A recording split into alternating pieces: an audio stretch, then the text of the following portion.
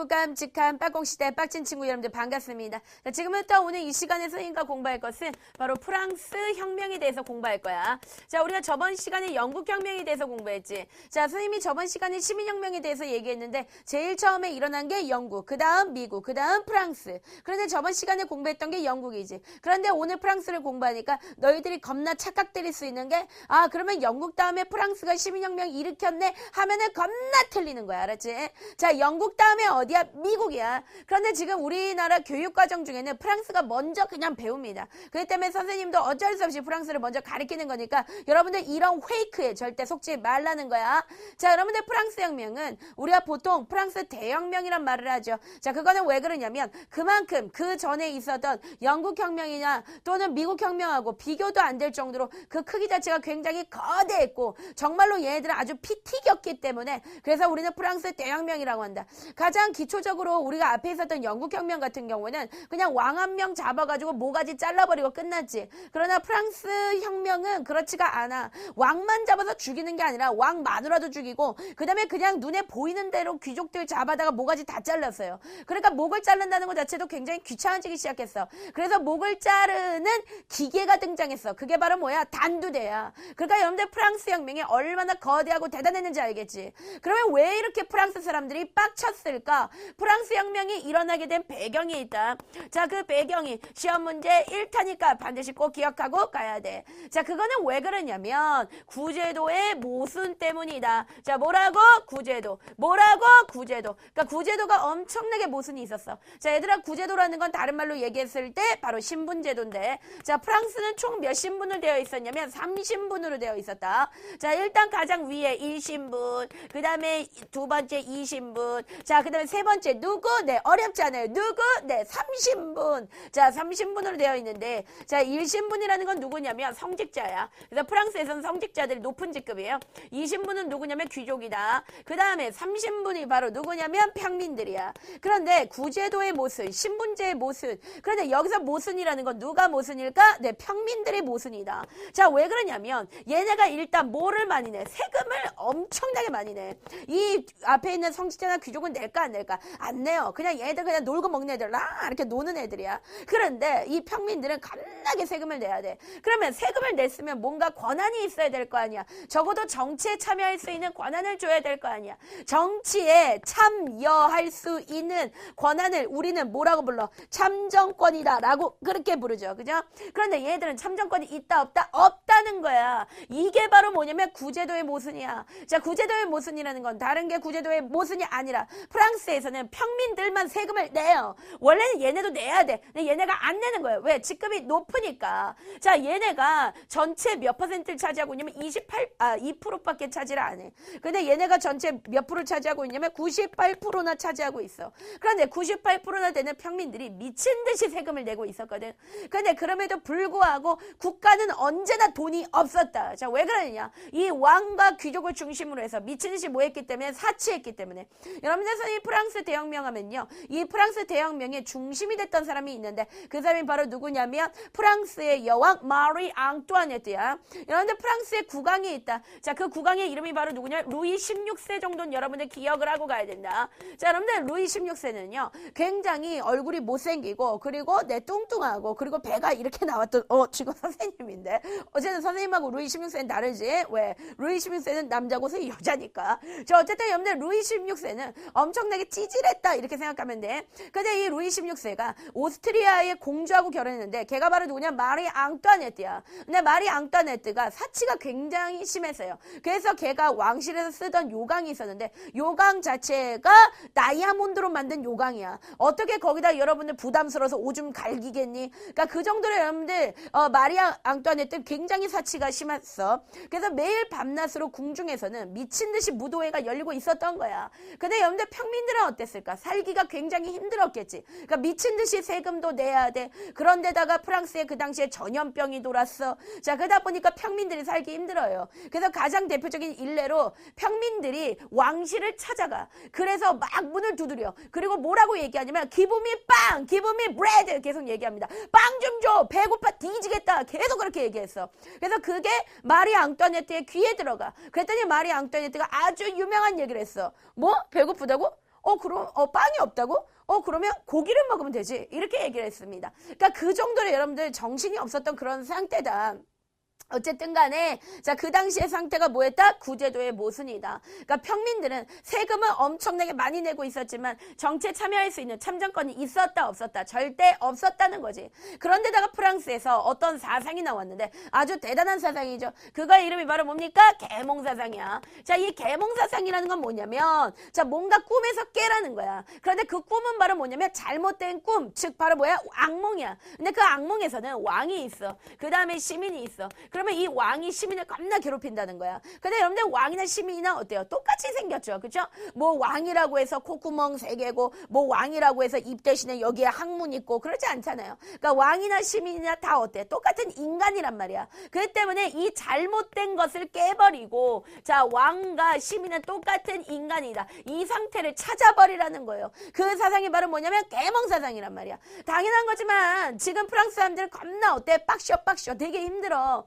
그런데 이 계몽사상이 딱 이렇게 들린 거야. 당연한 거지만 프랑스 사람들 입장에서는 이거를 뭔가 바꿔봐야 되겠다 이런 생각이 들었겠지. 자, 그런데다가 앞에서 자, 미국이 혁명을 일으키는데 너희들 이제 미국 혁명은 이 영국이나 프랑스 혁명하고 조금 달라. 이거는 누구한테 혁명을 일으킨 거냐면 미국은 그 당시에 영국의 식민지였어. 근데 여러분들 지금 같은 경우 미국이 전 세계적인 깡패죠. 그러니까 힘이 굉장히 세지. 일진이야 지금은. 근데 이 당시에는 그냥 허접 쓰레기였다고 생각하면 돼. 그 영국이 훨씬 더 힘이 셌어요. 그런데 미국하고 영국가 싸웠는데 미국이 이겼단 말이야. 그게 바로 뭐냐면 미국 독립혁명이란 말이야. 프랑스가 그거를 봤어. 아니 쟤네들도 이기는데 우리가 왜 못해? 이런 생각을 했겠지. 그래서 프랑스 혁명이 일어나게 되었던 배경 뭐라고? 이 3가지 시험 문제 1타니까 반드시 꼭 기억을 하고 지나가 줘야 된다. 자, 그럼 본격적으로 어떻게 해서 프랑스 혁명이 일어나게 됐는지 선생님이 정리를 해주고 갈 건데 그 당시에 자, 루이 16세가 아주 엄청난 고민을 하게 되었는데 자, 영국과 프랑스 사이에서 전쟁이 벌어졌다. 그러나 프랑스에는 겁나 돈이 없다는 게 문제야. 그래서 루이 16세는 어떻게 이 돈을 마련할 것인가 라고 고민하다가 혼자서는 안 되겠다 해서 회의를 열었어. 자, 그 회의의 이름이 바로 뭐야? 삼부회. 뭐라고? 삼부회. 뭐라고? 삼부회. 이 삼부회는 자, 3개의 신문이 모여가지고 하는 회의다. 그럼 여기서 얘기하는 3개의 신문은 바로 누굴까? 성직자, 귀족, 평민들이야. 그런데 이 회의에서 내린 결론 자체가 굉장히 웃겼어. 지금 프랑스에서 돈이 없으니까 그 모든 돈을 자, 누구한테 걷어들이자? 평민들한테 걷어들이자라고 그렇게 결론이 난 거야. 그러니까 평민들을 더 짜가지고 세금을 걷어가지고 우리가 싸워보자라고 얘기한 거야. 평민들 입장에서 어땠을까? 존니 빵당. 예, 굉장히 황당했겠죠. 자, 그래가지고 이 평민들이 싫어. 야, 이거 니네끼리 그런 식으로 결정하지 말고 우리 투표를 통해서 한번 우리 결정해보자 라고 그렇게 얘기한 거야. 그래서 개인별로 이거 한번 투표 한번 해보면 어때? 투표해가지고 결정해보자 라고 그렇게 얘기했어. 근데 당연한 거지만 자, 국왕이나 귀족들 입장에서 받아들여 안 받아들여? 안 받아들여. 그래서 이걸 어떻게 했어? 거절하게 되는 거야. 자, 그러자 자, 시민들이 굉장히 빡쳐 열받았겠지. 그래서 만들어진 집단이 있는데 그게 바로 뭐냐면 국민의회야. 그래서 시민들이 모여가지고 만든 게 바로 뭐라고? 국민의회를 만들었다는 거야. 자, 어쨌든 간에 시민들의 단체인 국민의회가 만들어졌어. 그러면 이 국민의회는 뭐 해야 되겠어? 회의를 해야 되겠지? 그런데 원래 프랑스의 그 법에는 어떤 게 있냐면 자, 프랑스 안에 살고 있는 국민들은 누구라도 회의를 한다라고 하면은 국가에서 그 장소를 제공해 줘야 된다는 거예요. 회의장을 열어줘야 돼. 그런데 그 회의장 앞에 이 국민의회가 달려갔어. 그런데 회의장이 닫혀 있는 거야. 즉 무슨 말이냐면 완전히 시민들을 깔아뭉개줘요. 깔아뭉갠 거죠. 그치? 그러니까 시민들이 들어가서 회의하려고 했는데 회의할 수 있는 자리 자체를 완전히 다 닫아버린 거야. 그래서 시민들이 어디 오갈 데가 없어. 그래서 어디에 갔냐면 테니스 코트장에 모여가지고 거기서 회의를 하기 시작한 거야. 그러니까 당연한 거지만 굉장히 어땠을까? 울분에 찼겠죠. 그래서 그때 외친 말이 바로 뭐냐면 우리는 절대 국왕의 말을 듣지 않을 것이고 그리고 국민의회를 절대 해산하지 않겠다라고 약속을 합니다. 거기에 모인 시민들끼리 그걸 갖다가 우리는 뭐라고 얘기하냐면 테니스 코트장에서 서약했다고 해서 테니스 코트 서약이다. 자, 이 테니스 코트 서약을 하고 나서 이 국민의회는 정말로 화가 났을 거야. 그래서 어딘가를 습격했어. 자, 이 습격한 곳이 시험 문제 1타기 때문에 반드시 꼭 기억하고 가야 되는데 여기에 바로 어디냐면 바스티유 감옥이다. 자, 그런데 왜 시민들은 바스티유 감옥을 습격했을까? 아니, 다른 것도 아니고 도대체 왜 감옥을 습격했을까? 왜냐하면 이 감옥은 보통 감옥은 아니었다. 여기는 웬만한 죄수들은 못 들어가요. 예를 들어서 내가 사람을 한 17명을 찔러 죽였어. 내가 사이코패스야. 그렇다고 해서 여기 들어갈까? 절대 들어갈 수가 없다. 여기는 누가 들어가는 거냐면 정치범들이 들어가. 그 정치범이라는 건 뭘까요? 왕을 깐 인물. 그러니까 왕에 대해서 반대한 인물. 한마디로 말하면 왕한테 개긴 인물. 그러니까 그런 사람들이 들어가는 곳이 바로 어디냐면 바스티유 감옥이라는 거야. 그리고 여기는 한번 들어가면 살아서는 못 나오는, 한마디로 말하면 야, 너 나한테 개기면 죽어. 무슨 말입니까? 왕의 절대 권력을 상징하는 게 바로 뭐예요? 바스티유 감옥인 거예요. 근데 여러분들 이 감옥을 지키고 있는 군인들이 있었어. 그런데 성난 시민들이 좋은 무기가 있니 없니? 없지. 그러니까 집에서 들고 튀어나오는 거야. 뭐 식칼도 들고 나오고 후라이팬, 없는 놈은 이쑤시개 이거라도 들고 어떻게 한 거야? 바스티유 감옥으로 막 돌진을 한 거야. 그래가지고 어떻게 했어? 거기 바스티유 감옥에 있는 프랑스 군대하고 싸웠는데 누가 이겼다? 시민들이 이긴 거예요. 그걸 갖다 우린 뭐라 그러면 바스티유 감옥 습격 사건이다. 그러니까 여러분들 대단한 거지. 총하고 이쑤시개하고 싸웠는데 누가 이겼어? 이쑤시개! 네, 이게 여러분들 이겼다는 겁니다. 그래서 바스티유 감옥을 딱 습격하고 나니까 뭔가 시민들 안에서 용기가 일어나기 시작했어요. 그러니까 그 전까지는 정말 될까? 우리가 국가한테 개기는 게 될까? 우리가 개긴다고 해서 우리가 될까? 되려 우리가 많이 죽지 않을까? 이런 것들을 고민했는데 자기네가 한번 이기고 나니까 정말 되겠구나 이런 생각이 들기 시작한 거야. 그래서 그때부터 이 프랑스 혁명이 일부 지역에서만 했었었는데 이것이 어떻게 전국적으로 퍼지게 됐다. 여러분들 요거 굉장히 잘 나온다. 바스티유 감옥을 습격하고 나서 프랑스 혁명이 어떻게 됐다? 전국적으로 퍼졌다. 전국적으로 퍼졌다. 이거 굉장히 중요하다는 거야. 자, 이렇게 전국적으로 퍼지고 나니까 당연한 거지만 그 당시에 이 프랑스의 국왕 바로 루이 16세하고 그 부인 마리 앙뚜아네트가 있었는데 굉장히 겁이 났어. 이 상태로 있다가 우리 죽을지도 모르겠네. 야, 도망가자 해가지고 도망을 간 거야. 그래서 마리 앙뚜아네트의 원래 고향이 어디였니? 오스트리아지. 그래서 오스트리아로 이렇게 도망을 가고 있었는데 그래서 얘네가 이제 국외 탈출을 하려고 시도했던 거죠. 근데 굉장히 재밌었던 건 뭐냐면 마리 앙뚜아네트가 정말 제정신이 아닌 여자구나 이렇게 얘기할 수 있는 것이 도망갈 때도 금마차를 타고 도망갔어요. 그러다 보니까 뭔가 말이 굉장히 급하게 가는데 너무 그 마차 자체가 되게 튀는 거야. 그리고 계속 도망가는 과정 속에서 마리 앙뚜아네트가 갑자기 이런 얘기를 합니다. 지금 뭐 여기 마을이 너무 예쁘니까 우리 잠깐 내렸다 가자. 산책 좀 하자. 그래서 내려서 또 산책을 해요. 그러다가 걸려가지고 얘네가 잡혀 들어왔어. 자, 당연히 잡혀 들어온 그런 상태였는데 그 당시 이 국민의회에서는 뭐라고 결론을 내리냐면 야, 그래도 우리나라 왕이니까 죽이지 말자. 그리고 차라리 법을 만들어주자. 영국 같은 경우에는 권리장전이라는 법을 만들어가지고 영국에서는 이거대로 정치해달라고 왕한테 그렇게 얘기했잖아. 그걸 갖다가 우리는 뭐라고 부르냐니? 그렇지. 이런 걸 갖다가 우리는 입헌 군주제라고 하지. 그러니까 우리가 그래도 왕이고 여왕인데 죽이지 말고 차라리 우리도 어떻게 하자. 헌법을 만들자. 헌법을 만들어가지고 이 헌법에 의해서 좀 정치 좀 해달라고 하면 어떨까라고 얘기한 거야. 그래가지고 이거를 갖다가 루이 16세가 받아들입니다. 그래서 이때 만들어진 것이 바로 뭐냐면 입법의회라는 것이 만들어지게 되는 것이지.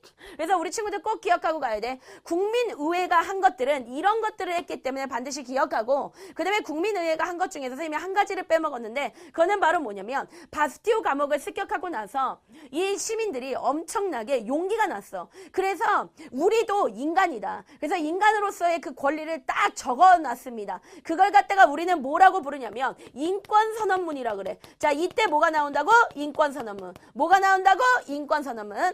우리가 앞에서 우리가 영국 배웠지. 자, 영국에서도 역시 그 영국에 있는 시민들이 야, 나 건들지 마. 나도 이런 인권 가지고 있어. 라고 하면서 썼던 문서가 있죠. 대표적인 게 권리청원이 있었고 권리장전이 있었지. 그지? 근데 그런 거랑 비슷한 거야. 자, 프랑스에서도 역시 나왔어. 야, 나 개빡치니까 나 건들지 마. 나도 똑같은 인간이야. 라고 하면서 얘네가 선언했던 글이 있어요. 그걸 갖다 우리가 뭐라 그래? 인권선언문이다. 라고 그렇게 얘기하는 거야. 그래서 이때 인권선언문이 나왔어. 알았어? 그래서 우리 친구들 꼭 기억하고 가는데 국민의회가 했었던 것들 요 내용들을 반드시 꼭 기억하고 가야 됩니다. 왜냐면 시험 문제 뭐라고 나오냐면 다음 중 국민의회와 관련 있는 것들을 골라보아라 라고 그렇게 시험 문제 나와. 근데 너희들이 이게 무슨 말인지 헷갈릴 거예요. 그래서 문제를 못 푸는데 그래서 선생님이 완벽하게 정리를 해준 거다. 자, 국민의회에서 테니스 코트 서약했죠?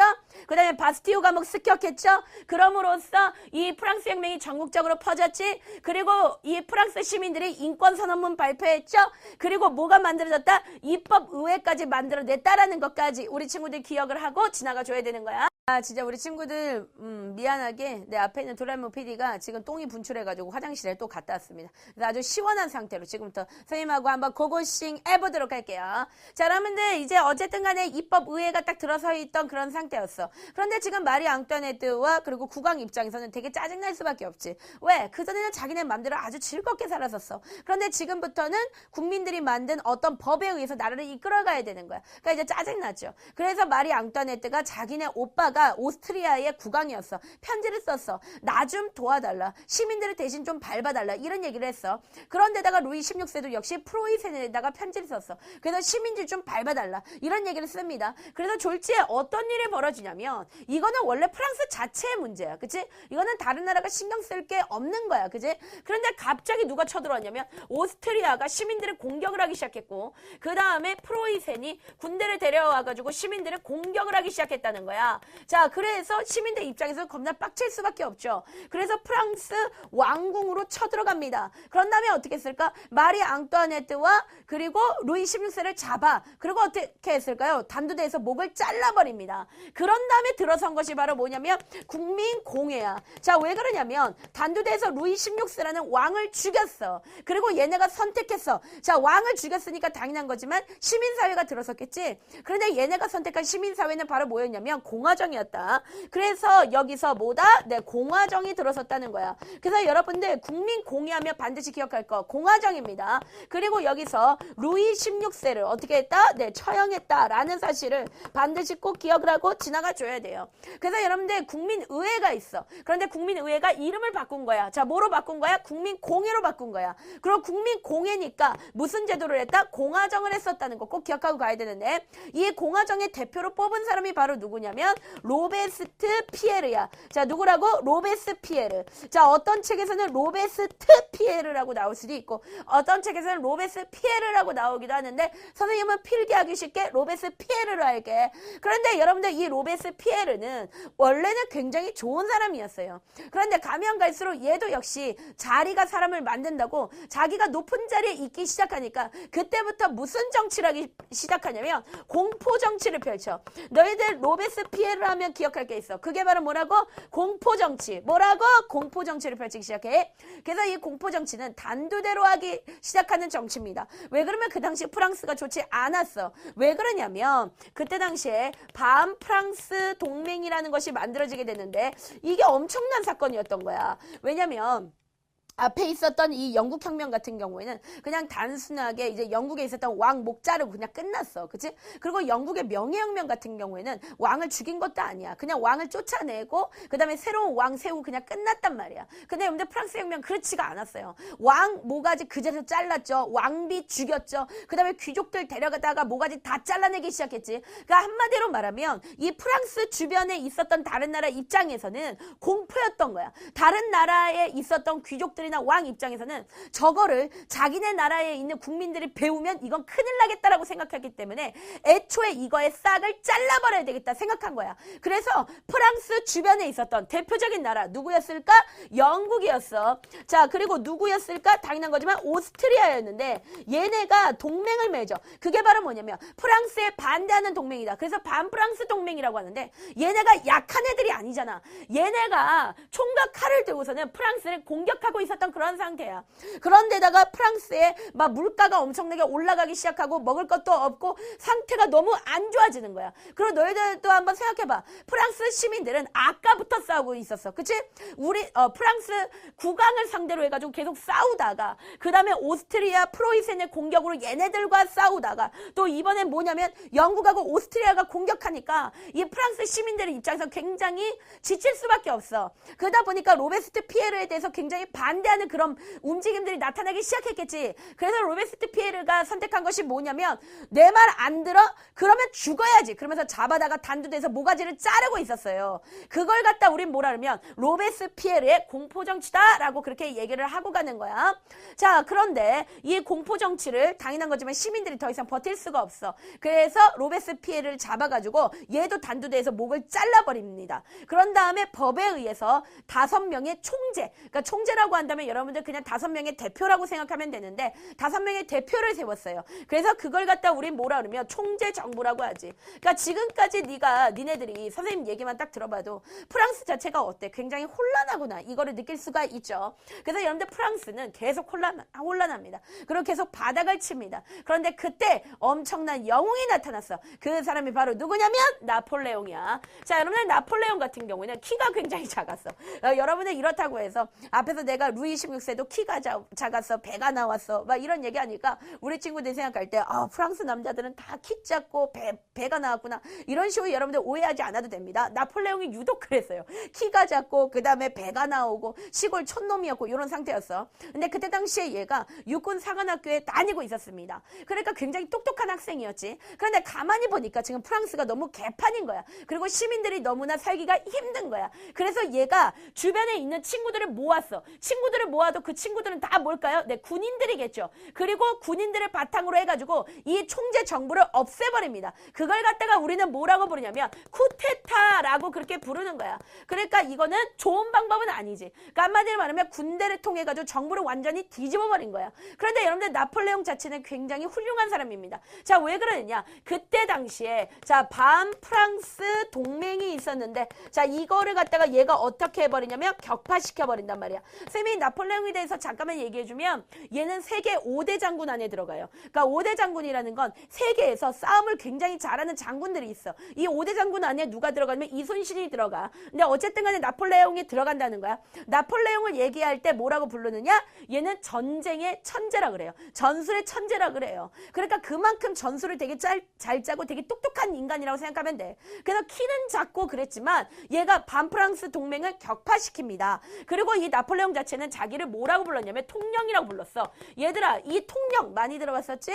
여기다 대를 붙여봐. 대통령이죠. 이거는 좋은 거야 나쁜 거야? 좋은 거지. 어떻게 보면 우리나라 같은 일종의 뭡니까? 민주정인 거죠. 그쵸? 그러니까 나폴레옹은 쿠데타를 통해서 자기가 통령이 되고 그런 다음에 반프랑스 동맹을 어떻게 했다? 격파한 거야. 자, 그리고 나서 아예 아주 민주적인 법전을 만들었어. 자, 그 법전은 뭘까? 우리 친구들 절대 어려워하지 마. 나폴레옹이 만들었어. 그러니까 뭘까? 나폴레옹 법전이야.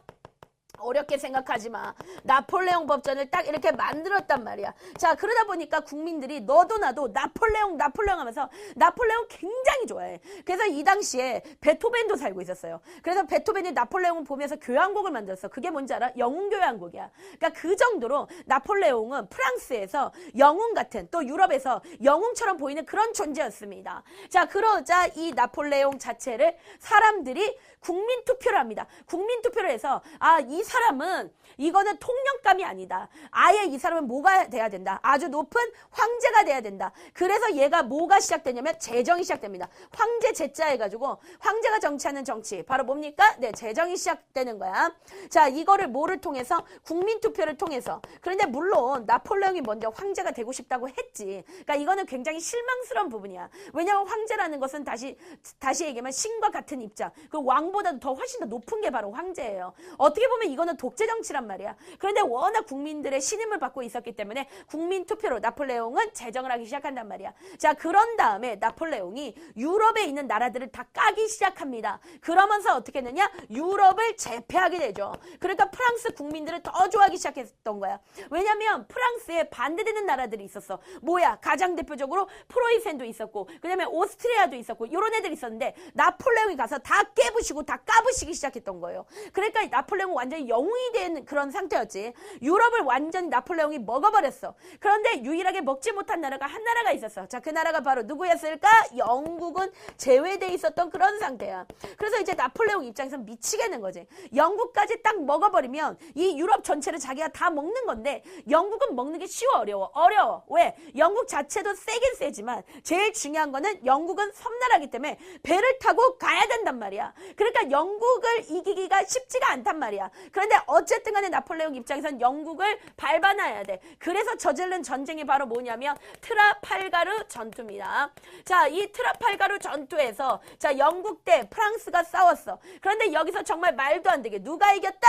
영국이 승리했습니다. 이거는 왜 말도 안 되냐면 자, 영국은 혼자 싸우는 거야. 근데 여러분들 프랑스는 프랑스 혼자 싸우는 게 아니지. 왜? 그 당시에 유럽 전체를 먹었기 때문에 다시 얘기하면 영국 대 유럽 전체가 싸웠는데 누가 이겼다는 거야? 영국이 여러분들 이겼다는 거야. 나폴레옹은 전쟁을 해서 한 번도 진 적이 없어. 그런데 영국하고 싸워가지고 처음으로 진 겁니다. 그 정말 대단하죠. 그리고 여러분들 영국에서 그 당시에 나왔던 사람이 넬슨 제독인데 그 사람이 장애인이었어요. 눈이 한쪽 없었고 그 다음에 몸이 신체가 불구가 됐었던 그런 상태였어. 근데 여러분들 이거를 통해서 넬슨이 이길 수밖에 없는 이유가 있겠지. 왜 눈이 한짝이었고 왜 이 사람은 신체가 불구가 되어 있었을까? 그거는 왜 그러냐면 전쟁이 터졌을 때 자신이 장군임에도 불구하고 항상 앞에 서서 이 다른 부하들보다 항상 앞에 서서 선도하고 있었기 때문에 전쟁이라는 건 굉장히 두렵잖아. 그런데 그 두려운 자리에서 자기는 피하는 게 아니라 항상 앞에 있었기 때문에 사실은 영국 군인들은 넬슨 제독을 중심으로 해가지고 한 마음이 돼 있었던 거예요. 그런데 그런 장애인하고 누구하고 나폴레옹이라는 아주 거대한 유럽 전체하고 싸웠는데 누가 이겼다고? 영국이 이겼다고. 그래서 여러분들 이거는 아주 전설적인 전쟁입니다. 그래서 아까 선생님이 얘기했던 세계 5대 장군에 또 누가 들어가면 넬슨이 들어가요. 그러니까 여러분들 이거는 굉장히 대단한 거죠. 그 영국이 승리했습니다. 그래서 나폴레옹이 계속해서 고민하기 시작해. 아, 내가 영국을 이기고 싶은데 어떻게 하면 영국을 이길까? 근데 전쟁을 해서는 절대 넬슨이 살아있는 한 자기는 절대 이길 수 없다고 생각을 한 거야. 그래가지고 나폴레옹이 고민하다가 결론을 내린 게 바로 뭐냐면 대륙 봉쇄령이야. 자, 뭐라고? 대륙 봉쇄령. 뭐? 대륙 봉쇄령. 자, 이 대륙 봉쇄령이 시험 문제 1타니까 반드시 꼭 기억하고 가야 된다. 이거는 뭐냐면 영국 같은 경우에는 섬나라지. 네, 얘 섬나라야. 약간 우리나라 필인데 얘 섬나라다. 그러다 보니까 얘들은 어떤 물건이 있다면 다른 나라에서 이렇게 공수하지 않으면 영국은 살 수가 없어.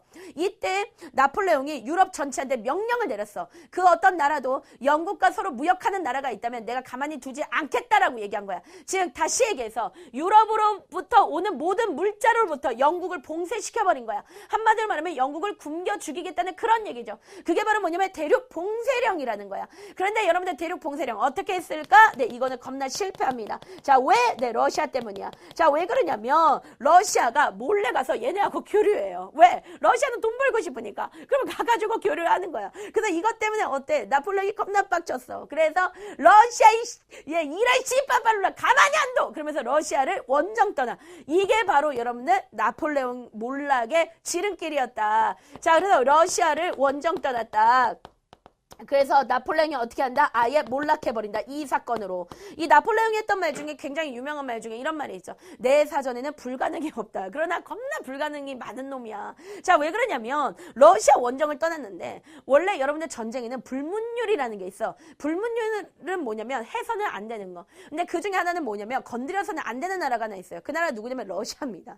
그 러시아는 함부로 건드리면 안 돼요. 왜? 러시아가 싸움을 잘하니까. 그것보다도 러시아하고 싸웠을 때 유럽에 있는 국가들이 싸웠을 때 유럽에 있는 국가들이 싸우기가 힘든 게 하나가 있어. 그건 바로 뭘까? 러시아는 너무 추워. 그러니까 러시아가 쳐들어온다. 만약 러시아가 내려온다. 그러면 러시아를 이길 수 있어요. 그렇지만 만약에 러시아로 갔다고 하면은 러시아의 그런 추운 이런 시베리아 그런 기후는 절대 이런 프랑스 군인들이 견딜 수가 없어. 그리고 이미 나폴레옹이 엄청나게 많은 군대를 유럽군을 데리고서는 러시아로 가는데 가는 도중에 얼어 죽은 사람이 더 많아. 그리고 막상 싸우려고 하니까 너무 오랜 동안을 이렇게 걸어와가지고 배고파. 그래서 어땠을까? 완전히 참패해버렸어요. 그게 바로 뭐냐면 러시아 원정이다. 그래서 러시아 원정이 왜 실패했냐? 그거는 너무 추웠기 때문에, 러시아의 추위 때문에 결국 어땠다? 실패하게 되고, 그런 상태에서 나폴레옹은 아예 어땠다? 망해버렸다. 몰락했다. 이게 바로 뭐냐면 여러분들 나폴레옹의 프랑스 혁명의 이야기입니다. 그런데 이 나폴레옹이 가지고 있는 의의가 있어. 자, 그 의의가 시험 문제 1타면서 동시에 서술형 1타기 때문에 반드시 꼭 기억하고 가야 되는데, 나폴레옹은 그래도 이렇게 점점 나빠지긴 했어요. 선생님, 나폴레옹의 별명 두 가지가 있어. 첫 번째는 뭐냐면 전술의 천재. 아까 얘기했던 얘는 전쟁의 천재라고. 그러나 두 번째 별명 중에 하나는 뭐냐면 나폴레옹이 가는 곳엔 피가 따른다는 거야. 나폴레옹을 비유할 때 보통 히틀러하고 같이 비유를 해요. 비슷하게 본단 말이야. 그러니까 그 정도로 굉장히 잔인했어요. 보통 전쟁이라는 건 군인 대 군인이 하는 거지. 그런데 군인만 죽이고 마는 것이 아니라 그곳에 있는 뭐 여자 그리고 어린아이 할 것 없이 완전히 쑥대밭을 만들어버려. 그러니까 굉장히 어떤 인물이냐면 되게 잔인한 인물이야. 물론 나폴레옹 그렇게 잔인하고 굉장히 못되고 하여간 그런 사람이야. 그러나 그 앞전에 보면 나름 뭐 했냐면 나름 이렇게 정의로운 사람이었던 거야. 그치? 그래서 뭔가 바꿔보려고 했던 거야. 그러니까 지금 무슨 말이냐면 나폴레옹 자체가 기본적으로 프랑스 혁명을 어떻게 보면 완성시킨 사람이다. 우린 그렇게 볼 수 있어요. 왜?